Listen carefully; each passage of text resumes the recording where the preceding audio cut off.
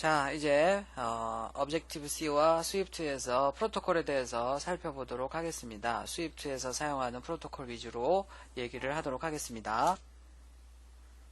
우선 델리게이트라는 것을 여러분들이 알고 있어야 되는데요. 객체 혹은 오브젝트라고 하죠.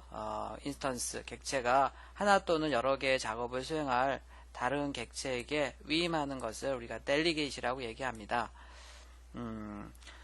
서브 클래스는 보통 상속을 하는 개념은 부모에 있는 것을 내가 상속을 받아서 쓰는 거고요. 얘는 이제 부하나 친구를 두는 거라고 생각을 하면 되겠습니다. 예를 들어서 UI 키 클래스는 델리게이션을 사용해서 사용자의 사유 상황에 응답할 책임을 자신의 델리게이트에 넘깁니다. 예를 들어서 뭐 테이블 뷰가 있다 그러면 테이블 뷰는 자기가 다 모든 일을 다 하지 않거든요. 그래서 어떤 일이 발생했을 때 그런 일을 할 델리게이트를 지정하면 그 델리게이트에서 실제로 그 일을 다 처리를 할 수 있고 부하를 둘 수 있는 뭐 이런 것들입니다. 이런 델리게이트를 주지 않으면 클래스 하나가 너무 더 커지기 때문에 이제 뭐 이런 친구나 이런 것들을 주는 거죠. 자, 객체가 델리게이트를 설정하면 모두 상호작용 메시지는 델리게이트에 전해주고 델리게이트가 모든 책임을 집니다. 예를 들어서 델리게이트를 셀프로 하게 되면 내 클래스에서 이 모든 것들이 이제 다 이 반응이 오는 거예요. 내 클래스 쪽으로. 그럼 내 클래스 쪽에서 기능을 구현해 놓으면 그런 것들이 다 동작한다는 얘기입니다. 이 프로토콜이라는 것은 특정 클래스와 관련 없는 메소드들의 선언만 메소드가 정의가 되어 있는 건 아니고요. 선언이 되어 있는 집합을 프로토콜이라고 합니다. 클래스 선언이 아니고요. 프로토콜이라고 해서 만들어져요. 클래스로 시작하는 게 아니고 프로토콜로 만들어지고요.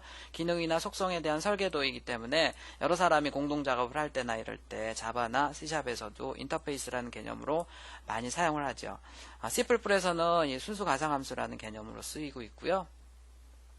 자, 우리가 이제 디자인 패턴 얘기를 조금 몇 개 했었는데요. 델리게이트 패턴이라는 것은 사용자 이벤트를 효율적으로 관리하기 위해서 델리게이트, 그 대리자라는 것을 선정을 해서 이벤트 처리를 위임을 합니다. 자기 혼자 다 하지 않죠. 그리고 실제로 이벤트가 발생하면 그 델리게이트 뷰 컨트롤 클래스의 콜백 메소드를 호출하도록 구성을 하는 방식이에요. 그래서 작성은 내가 해놓고 그러면 실제로 걔가 호출을 하긴 하는데 내가 작성을 해놓으면 그 순간에 내가 작성한 소스가 실행이 되는 이런 구조입니다. 자, 이 프로토콜이 나오게 된 배경은 물론 자바도 마찬가지고요. Objective-C에서 다중상속, 부모를 여럿을 두고 싶었는데 그것을 만들질 못했어요. 그래서 인터페이스라는 개념으로 해서 자바와 C샵도 다 다중상속이 안 됩니다. 다 인터페이스를 구현해서 다중상속을 간접적으로 하고 있죠. 프로토콜의 종류에는 공식, 비공식이 있는데 여러분들이 이런 것까지는 사실 잘 몰라도 되겠고요. 카테고리에서 선언 내에서 메소드를 선언하는 것을 비공식, 인포멀 프로토콜이라고 하는데 여러분도 카테고리라는 건 모르죠. Objective-C에서 나온 개념인데 문법인데요. 넘어가죠. 자, 포멀 프로토콜은 이제 이게 이제 자바와 C샵의 인터페이스와 유사하고요. 이렇게 at 프로토콜과 at and 사이에서 쓰는 겁니다. Objective-C의 지금 문법을 설명하고 있는 거고요. 구현하기 위한 선언 메소드들의 리스트를 얘기를 합니다. 그 다음에 이제 옵셔널 이런 건 Objective-C 문법은 그냥 넘어가죠. C++의 이제 순수 가상함수인데 이렇게 이제 기능이 없고 그냥 equal 0이라고 쓰여 있는 이런 거고요. 이렇게 순수 가상함수를 가지고 있는 클래스를 abstract class, 추상 클래스라고 하고 추상 클래스는 직접 객체를 만들 수 없죠. 포인터 객체를 만들어서 보통 이제 자식을 대입을 해서 사용하라는 방식을 쓰고 있는데 기억납니까? 저번 학기 했던 거. 자, 프로토콜은 이제 아까 얘기했었고요. 이 준수한다는 것은 뭐냐면 프로토콜을 여러분들이 프로토콜에 선언된 메소드를 정의하게 되면 그 프로토콜을 준수한다고 합니다. 프로토콜에 많은 메소드가 이제 선언이 되어 있는데 그걸 실제로 여러분들이 다 정의해야 될 필요는 없고요. 반드시 정의해야 되는 메소드가 있습니다. 그런 애들은 기능이 없어도 반드시 정의를 해줘야 돼요. 자, 델리게이트라는 것은 다른 객체를 대신해서 동작하는 객체를 얘기를 합니다. 보통은 여러분들이 만든 클래스의 객체가 대부분 이제 델리게이트가 돼서 그런 일들을 해줘요. 이런 소스에 보면 오브젝티브스에서는 프로토콜을 이게 이제 오브젝티브스에서 클래스 만드는 게 골뱅이 인터페이스와 골뱅이 엔드 사이에 하잖아요. 이게 클래스 이름이고요. 이게 부모 클래스인데 그 다음에 이렇게 꺽쇠로해서 쓰는 애들이 이게 프로토콜입니다. 프로토콜. 얘네들이 프로토콜이고요. 프로토콜 클래스예요. 프로토콜 클래스라고 해야 되나? 프로토콜이라고 해야 되고요. 프로토콜을 여러 개를 채택을 할 때는 이렇게 커마로 해서 여러 개를 채택을 하면 되겠습니다. 자, 이거 다 오브젝티브스에 쏟습니다. 자, 이렇게 예를 들어서 테이블 뷰가 이제 대표적으로 이 델리게이트를 쓰는 건데요. 이 테이블 뷰 델리게이트에 보면 여러 가지 이제 테이블 뷰가 혼자서 일을 다 할 수 없잖아요. 그래서 테이블 뷰가 자, 표시할 행해수나 이런 것들을 네가 알아서 해. 프로그래머 네가 알아서 하는데 함수는 네가 맘대로 쓰면 안 돼. 함수는 딱 정해져 있으니까 그 함수 안에다가 네가 쓰고 싶은 기능을 쓰면 기능만 딱 쓰면 나머지는 내가 다 알아서 할게. 막 이런 식으로 해서 델리게이트를 구현을 합니다. 다 넘어가도록 하죠. 그래서 여기서 보면 이 프로토콜들 레퍼런스를 보면 이 required 메소드가 있습니다. 메소드가 잔뜩 있어요. 다 선언만 되어 있고 함수 이름만 쭉 있는 건데 이 required 메소드는 반드시 구현을 해야 되는 겁니다. 나머지 것들은 여러분들이 필요하면 하면 되고 안 해도 관계 없는데요. 이 required 메소드는 반드시 구현해야지 이 프로토콜을 채택을 준수를 하게 되는 거예요. 채택을 해서 준수권을 하게 되는 겁니다. 그래서 이제 테이블 뷰 데이터 소스 프로토콜 같은 경우에 보면 이 섹션이 몇 개고 그 다음에 행이 몇 개인지 셀이 몇 개인지는 반드시 여러분들이 써줘야 되잖아요. 그래서 나머지 것들은 안 해도 되지만 얘네들은 반드시 써줘야 됩니다. 이렇게 소스를 이걸 안 써주면 테이블 뷰 자체가 아예 동작하지 않아요. 섹션의 개수랑 셀의 개수를 모르는데 어떻게 동작하겠습니까? 이게 이제 required 메소드로 되어 있어요. 그 나머지 메소드들 여기 있는 나머지 메소드들은 여러분들 필요하면 써도 되고 안 써도 됩니다. required 메소드라고 되어 있는 것만 반드시 써야 돼요. 나머지 부분은 넘어가겠습니다. 자, 그러면 이제부터 이제 스위프트의 프로토콜 여러분들은 이제 스위프트 배우고 있으니까 스위프트의 프로토콜은 프로토콜을 이제 골뱅이 프로토콜과 엔드에서 하는 게 아니고 이렇게 프로토콜이라고 씁니다. 원래 여기 클래스라고 쓰는 자리에다 프로토콜이라고 쓰고요. 프로토콜 이름과 프로퍼티명과 메소드 선언만 쓰게 돼 있어요. 선언만. 프로토콜은 구조체, 클래스, 열거형, 확장, 객체, 프로토콜을 구현을 할 수가 있습니다. 여기 이런 데 거의 다 쓸 수 있고요. 보통 이제 클래스명 다음에 부모가 있으면 부모를 쓰고 나머지 프로토콜들을 쭉 쓰게 되어 있습니다. 부모가 없다고 하면 바로 프로토콜 이름들을 이렇게 쭉 쓰게 되어 있어요. 우리 책에 있는 프로토콜들을 보면 이제 앞에 다 부모고요. 부모고 뒤에 오는 애들이 다 프로토콜들입니다. 프로토콜이 두 개가 오면 이렇게 컴마로 해서 구분해서 써주면 되겠습니다. 프로토콜. 자, 얘도 보면 지금 얘는 부모고 얘는 프로토콜이에요.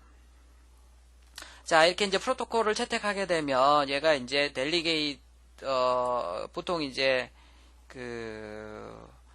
반드시 추가해야 되는 메소드들이 이렇게 이름이 정해져 있거든요. 이름이 딱 정해져 있습니다. 이런 메소드에다가 여러분들이 얘네들이 예를 들어서 지금 얘가 이제 뷰의 광고를 추가하고 이럴 때 쓰는 건데 이 추가하는 메소드 이름이 딱 정해져 있습니다. 여기에다 여러분들이 기능을 구현해 놓으면 정확하게 그 뷰에 광고가 추가가 되는 거고요. 제거하는 메소드들도 이렇게 딱 이름이 정해져 있어요. 프로토콜 안에 이런 메소드 이름들이 쫙 있는 거죠. 그래서 어떤 일을 하고 싶을 때 어떤 일을 하고 싶은지는 그 메소드 이름을 찾아서 도움말 찾아서 거기에다가 기능은 구현이 안 되어 있으니까 이런 기능들을 여러분들이 이제 구현을 하면 되겠습니다. 그래서 함수 이름 잡는 거 귀찮 텐데 그 이름 다 정해져 있고 그 다음에 사실 이 함수만 쓴다 그래서 동작하는 건 아닌데 나머지 것들은 원래 거에서 다 처리를 해주는 거예요. 그리고 이제 이런 경우에만 여러분들이 기능을 넣어주면 나머지가 다 동작을 하는 거죠. CL 로케이션 매니저 델리게이트 같은 경우에도 이렇게 로케이션 매니저가 위치 변화를 여러분들이 아이폰을 가지고 다니다가 위치가 변화가 되어 있다. 그때마다 이런 메소드가 자동으로 호출이 되게 되어 있습니다. 이런 프로토콜을 채택을 하면요. 여기다 이렇게 써주면, 그러면 여러분들이 그때 하고 싶은 일을 여기다가 이렇게 작성을 해주면 되겠죠. 에러가 발생했을 때는 이런 메소드가 자동으로 호출되게 되어 있어요. 그래서 에러가 발생했을 때는 뭔가 앱을 뭐 정상적으로 종료해야 된다, 뭐 이런 기능을 여기다 이제 넣어 놓으면 되겠죠. 맵뷰 델리게이트 같은 경우에도 이렇게 프로토콜로 채택을 하게 되면 디바이스의 위치가 변경될 때마다 이런 메소드들을 자동으로 호출하게 되어 있습니다. 그래서 여러분들이 그런 기능을 현재 지도의 좌표의 중심을 이제 센터로 맞춰라, 이런 것들을 한 줄만 넣어놓으면 얘는 이런 일이 일어날 때마다 자동으로 이 메소드가 콜백으로 해서 호출되게 되어 있기 때문에 여러분들은 신경 안 쓰고 이런 함수 찾아서 그 함수에다가 기능만 구현하면 되겠습니다. 다 마찬가지예요. 이렇게 두 개 할 수도 있고, 그 다음에 뭐 예를 들어서 사용자의 사진 촬영이나 사진 선택이 끝났을 때 호출되는 메소드, 이런 것들이 딱 정해져 있습니다. 이렇게. 그래서 그때 내가 하고 싶은 일이 있다 그러면 여기에다가 기능을 넣어놓으면 된다는 거죠. 그 다음에 취소를 했다 그러면 이런 메소드에다가 취소했을 때 내가 하고 싶은 기능을 여기다가 넣어놓으면 되는 거예요. 메소드를 고민할 필요 없고 이미 다 만들어져 있고, 그 메소드들을 갖다가 쓰는데, 갖다가 쓰기 위해서는 여기 프로토콜을 채택한다는 의미로 부모 다음에 컴마를 찍고 써주면 되겠고요. 그 메소드에다가 기능을 구현해 줘야 됩니다. 다 마찬가지네요. 너무너무 많이 사용이 되죠. 이렇게 해주고요. 자, 오디오 플레이 디드 피니시 플레잉이라는 이 메소드는 이럴 때 호출이 됩니다. 이럴 때. 그래서 거기에다 내가 이럴 때 하고 싶은 일이 있다고 하면 이 안에다가 기능을 넣어놓으면 되는 거예요. 이거는 이미 다 이렇게 선언이 되어 있습니다. 그러니까 여러분들 고민할 필요 없죠. 이렇게 해서 필요한 메소드, 이런 이 매개 변수도 다 만들어져 있고 하니까 거기다 기능을 구현하면 되겠어요. 다 이렇게 되어 있습니다. 필수 메소드들은 기능이 없어도 반드시 중괄호 열고 닫고 해서 만들어 놔야 돼요. 자, 이런 거 보세요. 기능은 없지만 이렇게 만들어 놔야 되죠. 이 필수 메소드인 것 같아요. 오디오 레코딩을 할 때 사용하는 필수 메소드들입니다. 자, 그 다음에 우리 책에 없는 거 이제 몇 가지 하고서 끝내도록 하겠습니다. 첫 번째가 열거형. 열거형 아주 많이 쓰는 건데 신기하게 책에 설명이 없어요. 열거형은 enum이라고 줄여서 쓰고요. enumerator죠. 줄여서 enum이라고 쓰고요. 관련 있는 데이터들이 멤버로 구성되어 있는 자료형 객체입니다. 원치 않는 값이 입력되는 것을 방지하기 위해서 혹은 입력받을 값이 딱 정해져 있습니다. 성별을 부를 때 남녀 말고는 없잖아요. 특정 값 중 하나만 선택할 때, 야, 색깔 많은데 그 중에 이 세 개 중에 하나만 선택해 라고 할 때 열거형을 쓰면 좋습니다. 열거형을 만들 때는 enum이라고 쓰고 이름을 쓰고 열거형을 쭉 정의를 해서 중괄호 열고 닫고 합니다. 자, 행성에는 이런 애들이 있다라고 해서 쭉 이렇게 중괄호 열고 닫고 해서 쓰고요. 이렇게 케이스라고 해서 써줘야 됩니다. 자, 이거를 한 줄에 쭉 쓸 수도 있고요. 이렇게 여러 줄에 쓸 때는 앞에 다 케이스를 붙여줘야 돼요. 특이하죠. 스위치 케이스처럼 보이죠. 자, 얘가 열거형의 이름입니다.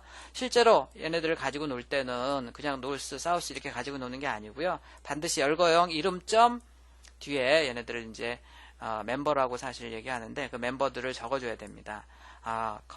컴패스 방이죠. 방이. 컴패스 노스 북쪽 방이다 이런 뜻이고요. 서쪽 방위를 이제 디렉션에 넣어놨다고 하면 디렉션에다가 compass.east라고 바꾸고 싶다 이렇게 써야 되는데 이미 디렉션은 이런 열거형 타입인 거 알고 있죠. 그렇기 때문에 compass는 생략할 수 있습니다. 문목에서 타입 추론이 가능한 시점에는 열거형 이름을 생략할 수 있어요. 한번 이렇게 열거형에 대입해 놓으면 얘는 열거형만 쓸 수 있잖아요. 그래서 그럴 때는 점 해서 쓸 수 있습니다. 책에 보면 점으로 되어 있는 것들이 다 이게 앞에 있는 열거형 이름이 생략이 되어 있는 겁니다. 자, 보세요. 실제로 이제 스와이프 제스처 레코그나이저 방향을 할 때도 라이트, 레프트, 업, 다운에서 4개 이렇게 있는데요. 멤버들이 얘네들을 실제로 쓸 때는 원래 이렇게 쭉 다 쓰고 업, 다운, 레프트, 라이트 해야 되는데 이미 얘는 디렉션은 이미 얘가 열거형을 쓸 거라는 거 알고 있습니다. 이제 그럴 때는 얘를 생략할 수 있어요. 물론 써도 돼요. 요거 그대로 쓰고 하라고 썼는데 보통 우리 책에 보면 대부분 다 이렇게 생략을 하고 씁니다. 생략을 하고 점 해서 축약해서 쓸 수가 있습니다. 열거형인데 이제 책에 그런 얘기들이 없어요. 열거형 멤버별로 기능을 정의할 수도 있습니다. 여기서 케이스에서 끝나는 게 아니고요. 노스일 때는 이런 일을 하고 이런 식으로 할 수 있도록 기능을 정의할 수 있네요. 거의 뭐 이건 스위치 케이스랑 비슷하네요. 이렇게 쓸 수도 있고요. 자, 그래서 디렉션 현재 점 노스라고 하면 이 부분이 프린트 남이 실행이 되겠네요. 자, 열거형 이름을 쓰는데요. 타입을 쓸 수도 있습니다. 타입을 쓸 때는 콜론 다음에다가 아까는 이런 게 없었죠. 이렇게 타입을 쓸 수가 있고 인티저 타입만 가지고 논다는 얘기입니다. 인티저 타입만. 그래서 우리 책에 보면 이렇게 UI, 이미지 피커, 컨트롤러, 소스 타입 해가지고 이런 식으로 돼 있고 세 가지를 이제 쓸 수가 있습니다. 포토 라이브를 쓸 거냐, 카메라를 쓸 거냐, 세이브드 포토 앨범을 쓸 거냐 이렇게 쓸 수가 있는데 이제 그때 여기 타입을 지정할 수 있다는 거죠. 카메라 해가지고 소스 타입에다가 저장을 하고 있는 겁니다. 이쪽은 Objective-C 소스입니다. 자, 그 다음에 열거형의 타입을 지정할 수 있는데요. 열거형의 타입 중에서 특별한 타입이 하나 있어요. 뭐 인티저 캐릭터 아무거나 쓰면 되는데 에라 타입이란 여기다 형을 쓰면은 아주 특별해집니다. 스위프트에서는 에라 타입 프로토콜이라는 B 프로토콜을 사용해서 이제 오류를 보통 표시를 해요. 근데 바로 이 에러 타입은 enum이라는 형으로 정의가 되어 있습니다. 그래서 스위프트에서 이제 익셉션 핸들링을 이제 하기 시작했는데 트라이 캐치를 가지고 그때 항상 던지는 게 바로 이 에러 타입으로 해서 던집니다. 그래서 enum으로 해서 케이스문을 쭉 만들 때 얘네들의 타입을 에러 타입으로 만들어줘야 돼. 에러 타입으로 해서 만들어줘야 된다. 그러니까 실제로 이제 이런 거를 이제 에러를 발생을 시킨다고 하면 throw를 해서 던지는데 그럴 때 여기 insufficient fund에다가 뭐 여기 값을 이렇게 넣어서 하고 그러는데요.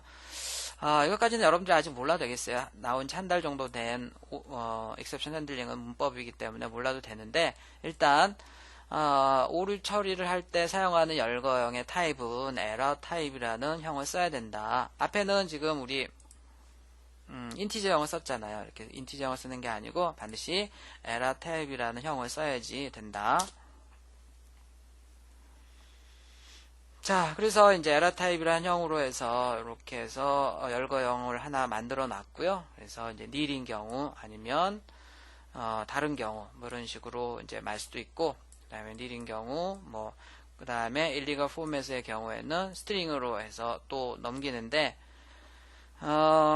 그 다음에 또 이제 에라의 경우에는 실제로 에라의 경우에는 nil일 때는 이렇게 하고 그 다음에 인포멀 텍스트에 스트링일 때는 그 스트링 값을 외부로 출력을 해주고 뭐 이런 식으로 해서 이제 오류 처리, 익셉션 핸들링 하는 거랑 열거형을 사용을 할 수가 있습니다. 같이 해서 자, 스위프트 2.1에서 이제 새로 대입된 게 바로 익셉션 핸들링 에러 오류 처리하는 건데요. 런타임 시에 발생하는 오류를 응답하고 복구하는 최대한 앱이 다운이 되지 않도록 앱이 죽지 않도록 하는 기법이라고 생각을 하면 되겠습니다. 컴파일 할 땐 다 에러가 없는데 런타임 상에서는 사용자가 입력을 잘못했거나 잘못 건드렸거나 막 이렇게 여러 가지로 하다 보면 오류가 발생할 수 있죠. 이제 그런 것들을 체크하는 게 익셉션 핸들링이고요.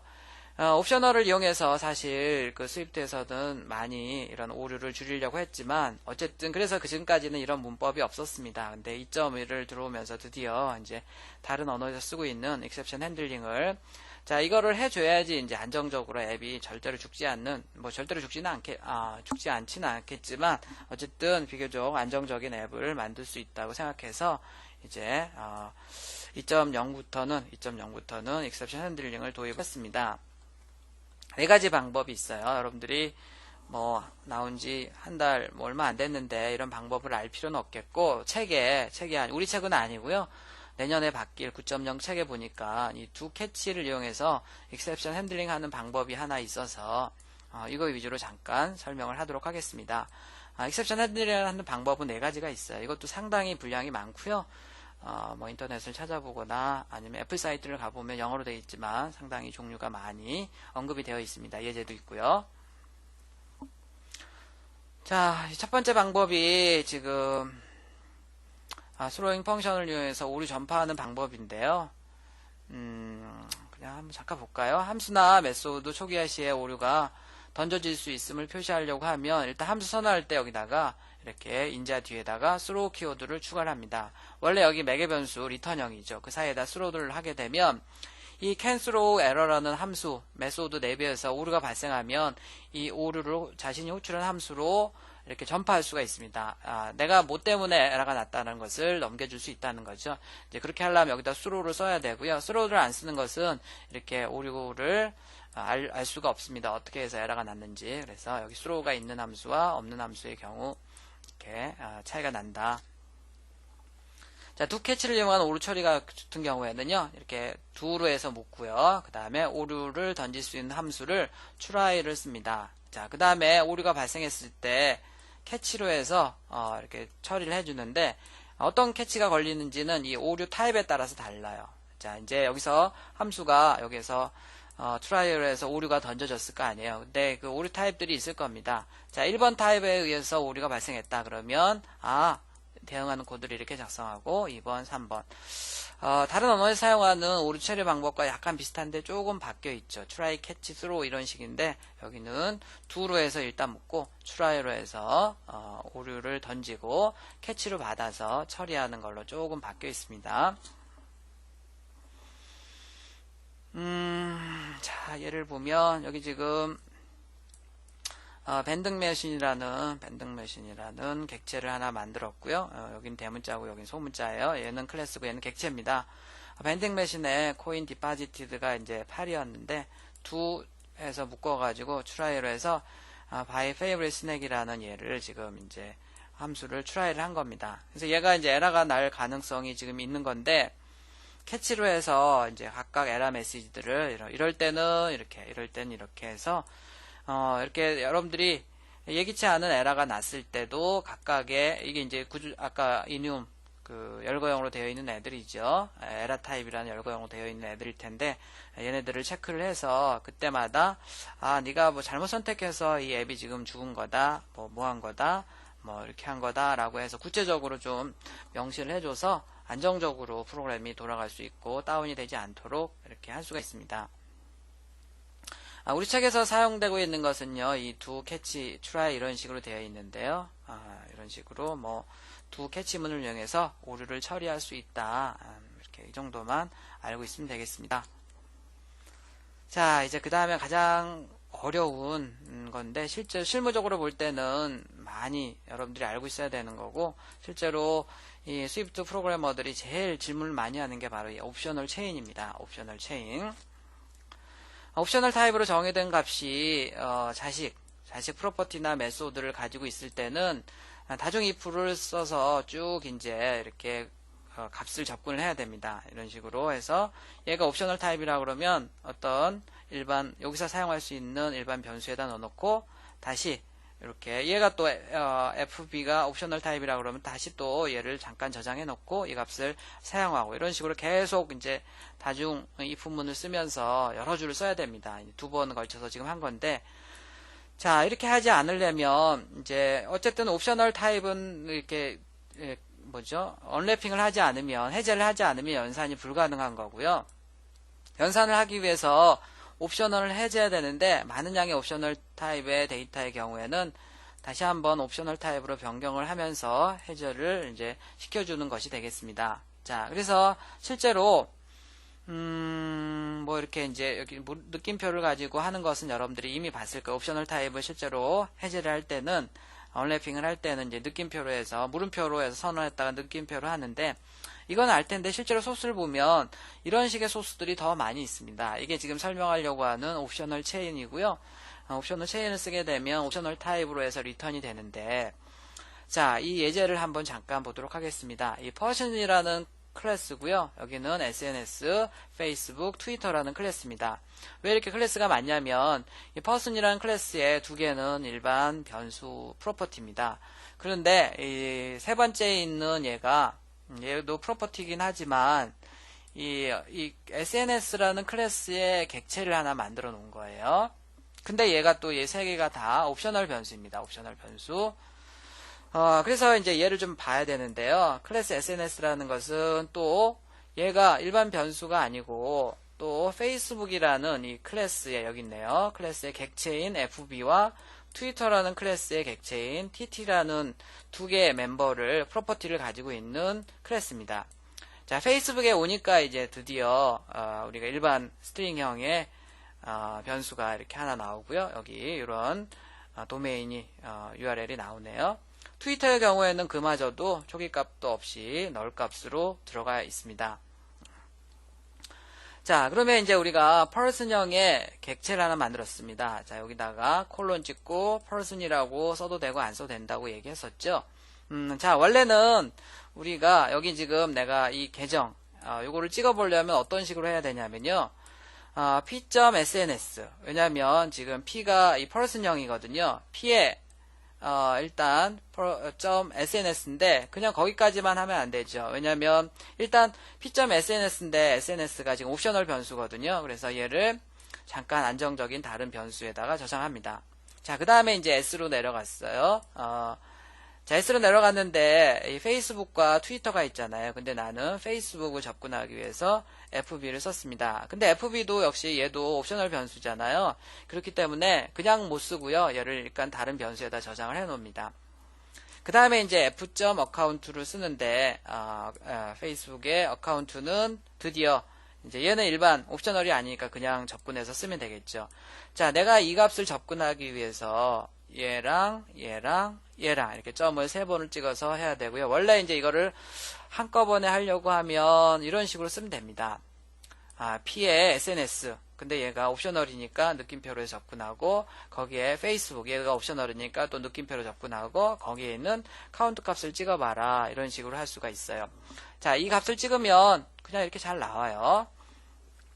근데 제가 이거 우리 책에 보면 이렇게 물음표로 되어 있는 경우가 많이 있습니다. 그래서 물음표로 바꿔서 한번 찍어봤어요. 똑같이 나오긴 하는데 이렇게 옵셔널로 랩핑이 돼가지고 나오네요. 이렇게 옵셔널로 되어 있는 애들은 최종적으로 사용할 수 없습니다. 이걸 풀어줘야 돼요. 느낌표를 가지고 풀어줘야 되는데 왜 이렇게 한 걸까 이제 고민이 좀 되네요. 자, 이것도 해서 여기서 출력을 해보니까 똑같이 나와요. 자, 지금 얘랑은 똑같은 방법이란 얘기죠. 근데 지금 제가 설명할 것은 이런 방법이 왜 쓰여야 되는지를 설명하고 있는 겁니다. 자, 물론 이 if를 여러 개 쓰고 싶지 않으면 한꺼번에 쭉 이렇게 연결해서 써도 관계가 없습니다. 근데 여기에도 보니까 이렇게 물음표가 쓰이네요. 왜냐면 이제 옵셔널 변수니까 이렇게 해서 얘를 또 어떤 값에다 넣어놓고 걔를 찍어보는 거죠. 자, 이렇게 쓰는 경우도 많이 있습니다. 자, 이렇게 쓰는 경우, 얘도 똑같이 이렇게 나오네요. 이렇게 쓰는 경우가 있는데, 지금 얘가 지금 옵셔널 값이었잖아요. 그걸 또 어떤 값에다 넣고 찍어보니까 제대로 나왔고요. 자, 도대체 이 물음표는 도대체 뭐냐, 언제 쓰느냐. 자, 이제 여기 주석을 풀고서 한번 실습을 해보세요. 자, 이 느낌표를 가지고 접근하게 되면 얘는 치명적인 오류가 뜹니다. 이제 실제로 앱이 여기서 다운이 돼요. 런타임 시에. 왜냐면 지금 이제 페이스북이 아니고 트위터를 가지고 접근했거든요. 트위터의 어카운트 값을 체크를 했는데 얘는 지금 닐 값을 가지고 있잖아요. 닐 값을. 그래서 야, 이게 뭐 하는 짓이냐. 이게 결과가 안 나와요. 보통 여기서 다운이 되고 여러분들이 sweetstuff.com에서 결과를 출력해봐도 여기서 결과도 안 나오고 오류가 뜹니다. 자, 그래서 여기서는 보통 이제 앱이 죽게 되어 있는데 그렇게 죽지 않으려면 어떻게 되냐면 실제로 닐 값인데도 앱이 죽지 않으려고 하면 자, 요거를 해보게 되면 여러분들이 닐 값이 나옵니다. 닐 값이 나오는 것은 여기 느낌표를 물음표로 바꿔서 그런 거예요. 자, 이건 뭐냐면 자, 옵셔널 체인이라고 하는 건데요. 이렇게 이제 얘가 이렇게 풀어 헤쳐서 쓸 수 있는데, 혹시 풀어 헤쳤을 때, 닐 값일 때, 이렇게 이제 대입하고 하면 문제가 없지만, 너무 길어지잖아요. 이렇게 하게 되면. 그런데 이제 한 줄로 쓰고 싶었는데, 이럴 때는 중간에 닐 값이 있을 때는 치명적으로 오류가 떠서 프로그램이 끝납니다. 자, 그런 것들을 방지하기 위해서, 이렇게 옵셔널로 해서 닐 값이 나오더라도, 프로그램이 중단이 되지 않도록 하는 거가 이 느낌표를 물음표로 바꾸는 겁니다. 자, 옵셔널 체인은 클래스나 구조체의 속성을 참조할 경우에 클래스의 값이 닐이어도 오류가 발생하지 않는다는 것이고요. 그래서 이제 얘는 오류가 발생하지만 이렇게 물음표로 접근한 옵셔널 체인에서는 오류가 발생하지 않고 그냥 닐 값을 출력하면서 끝납니다. 정상적으로. 자, 그 다음에 옵셔널 체인으로 읽어낸 마지막 값이 일반 타입이라고 해도 모두 옵셔널 타입으로 리턴이 됩니다. 자, 아까 여기서 옵셔널로 나온 거 봤었죠? 옵셔널로. 자, 이런 특징을 또 가지고 있고요. 그 다음에 이제 이런 것도 많이 쓰지만 실제로 메소드의 경우에는 가로 다음에 이렇게 물음표를 해서 얘의 리턴 값을 지금 옵셔널 체인으로 해서 연결을 한 겁니다. 결과 값을, 리턴 값을 옵셔널 체인으로 사용하기 위한 거고, 자, 물론 이제 느낌표를 써도 돼요. 느낌표를 써도 되지만, 이제 물음표를 쓰게 되면 조금 더 안정적으로 할 수 있다. 근데 닐 값이 나왔기 때문에, 닐 값이 안 나오면 그냥 쓰면 옵셔널 값이기 때문에 좀 풀어서 또 써줘야 되는 번거로움이 있지만, 이 앱을, 저기 하려면, 자, 우리 책에 보면, 옵셔널 이제 체인을 쓰는 경우가 많이 있습니다. 이런 것들 원래 느낌표를 써야 되는데, 느낌표가 아니고, 물음표를 가지고 접근해서 사용하는 것은 조금 더 안정적으로 앱을 만들기 위한 거고, 또 이제 여긴 지금 한 번만 접근하고 있지만 이렇게 여러 번 이 부분을 쓴다든지 이럴 때는 이런 것들을 줄이기 위해서 또 이렇게 쭉 한꺼번에 서서 체인 형태로 해서 하는 것도 이 장점이 되겠습니다. 이런 식으로 해서 실제로 옵셔널 체인은 엄청나게 소스를 보다 보면 많이 사용을 하고 있거든요. 좀 더 안정적으로 하고 거나 소스 코드를 줄이기 위해서 하는 작업이라고 생각을 하면 되겠습니다. 이것으로 마치도록 하겠습니다.